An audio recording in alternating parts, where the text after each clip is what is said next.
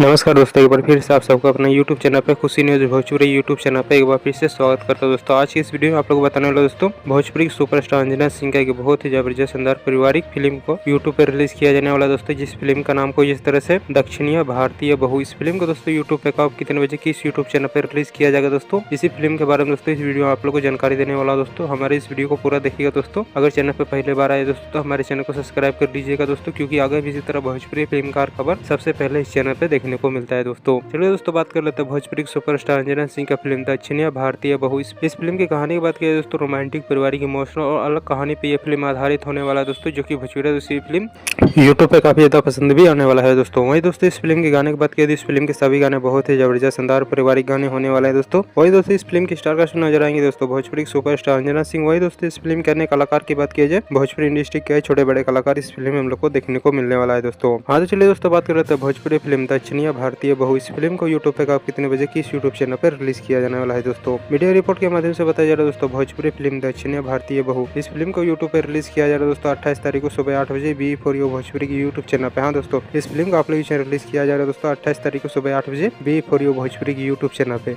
एक बार जो इस फिल्म को दोस्तों यूट्यूब पे देखिएगा दोस्तों, बहुत ही जबरदस्त शानदार पारिवारिक फिल्म होने वाला है दोस्तों। और दोस्तों भोजपुरी सुपरस्टार अंजना सिंह का यह खबर आप लोग कैसा लगा दोस्तों, नीचे कमेंट सुना रहा है जरूर बताइए दोस्तों। वीडियो को पूरा देखने के लिए दोस्तों आप सबका बहुत बहुत धन्यवाद दोस्तों।